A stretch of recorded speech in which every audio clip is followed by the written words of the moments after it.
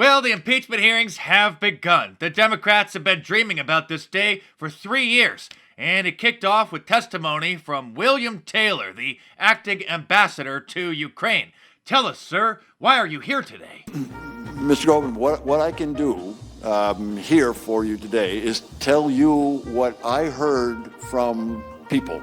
He heard some people say some things, and those people aren't there to testify under oath, which makes this hearsay, which isn't allowed in a court of law except under extremely rare circumstances, because the person making the allegations needs to be there to confirm under oath that that's what they're claiming and be cross-examined for a fair trial.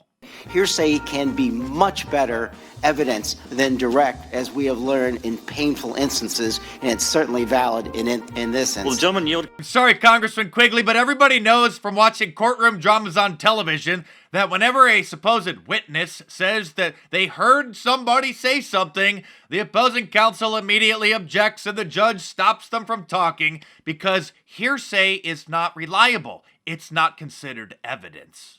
The one criticism of these two witnesses, which I think is very much legitimate, it's not really a criticism, it's just a factual statement, is that neither of them had direct contact with the president. Ever. And that's a problem if you're going to impeach the president. That's CNN senior legal analyst Jeffrey Toobin. And as hard as it is for him to admit the truth, even he has to admit that hearsay is not evidence. Let me read it one more time. Ambassador Taylor recalls that Mr. Morrison told Ambassador Taylor that I told Mr. Morrison that I conveyed this message to Mr. Yarmouk on September 1st, 2019 in connection with Vice President Pence's visit to Warsaw and a meeting with President Zelensky. We got 6 people having 4 conversations in one sentence, and you just told me this is where you got your clear understanding. Which, I mean, even though you had 3 opportunities with President Zelensky for him to tell you, you know what? We're going to do these investigations to get the aid. Didn't tell you 3 different times. Never makes an announcement, never tweets about it, never does a CNN interview. Ambassador, you weren't on the call, were you? President, you didn't listen on President Trump's call and President Zelensky's call? I did not. You've never talked with Chief of Staff Mulvaney?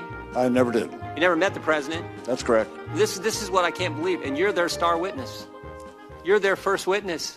He believed there was a quid pro quo because he heard it from Taylor, who heard it from Tim Morrison, who heard it from Gordon Sondland. Where did Sondland get it? Oh, he presumed there was a quid pro quo, even though the president told him directly, I want nothing, there's no quid pro quo. Where is the impeachable offense in that call? Are either of you here today to assert there was an impeachable offense in that call? Shout it out. Anyone? There is one witness that they won't bring in front of us. They won't bring in front of the American people. And that's the guy who started it all, the whistleblower. Nope. 435 members of Congress. Only one gets to know who that person is. Only one member of Congress has a staff that gets to talk to that person. The rest of us don't. Only Chairman Schiff knows who the whistleblower is. We don't.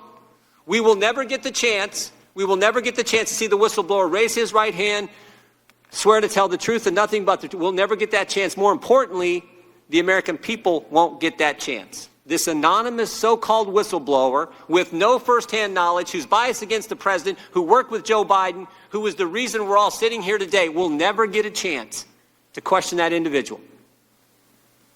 Democrats are trying to impeach the president based on all that. 11 and a half months before an election. We'll not get to check out his credibility, his motivations, his bias. I said this last week, but this is a sad day. This is a sad day for this country. You think about what the Democrats have put our nation through for the last 3 years. Started July of 2016 when they spied on 2 American citizens associated with the presidential campaign, and all that unfolded with the Mueller investigation after that. And when that didn't work, here we are. Based on this. The American people see through all this. They understand the facts support the president. They understand this process is unfair. And they see through the whole darn sham. With that, I yield back. The hearing was such a circus that, and this is not a joke, by the way, this is not a parody or a meme. This person was spotted passing through security so that they could enter the hearing and sit in the audience. Apparently Brian Stelter didn't want to get recognized because he's getting pretty popular these days. Adam Schiff is the chairman of this circus, and he ended the show yesterday with this hilarious joke. I want to thank you again. Just conclude by saying, because I can't let it go unanswered, some of my colleagues made the statement repeatedly that I've met with the whistleblower, that I know who the whistleblower is.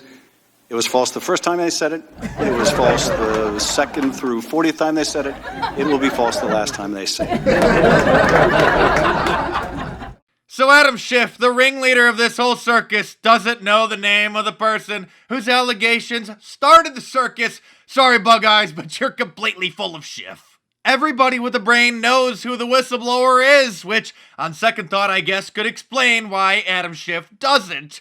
Of course, in Pig Latin, it's Eric A. Aramella K., but we're not allowed to say what it is in English, otherwise the overlords at YouTube will censor this video. I mean, what's next? Am I gonna have to publish a book to say all the things that I really want to say without the fear of getting censored? Oh wait, what's this? It's my new book, The Liberal Media Industrial Complex, and it's currently #2 on Amazon's bestseller list of all books in the entire world. Order it in paperback from Amazon.com right now, and let's push it to #1. I know we can. Or click the link in the description below. It'll take you over to the listing, or you can download the ebook onto your tablet from Kindle, Google Play, Nook, or iBooks. Big thanks to everybody who's already ordered the book, and if you haven't yet, go and order it now, and I guarantee you're going to be surprised how good it is. Even more surprised than Brian Stelter is that it's #2 on Amazon's bestseller list. The fate of it becoming a #1 bestseller is now in your hands. I know we can do it. So head on over to Amazon.com or click the link in the description below right now and check it out.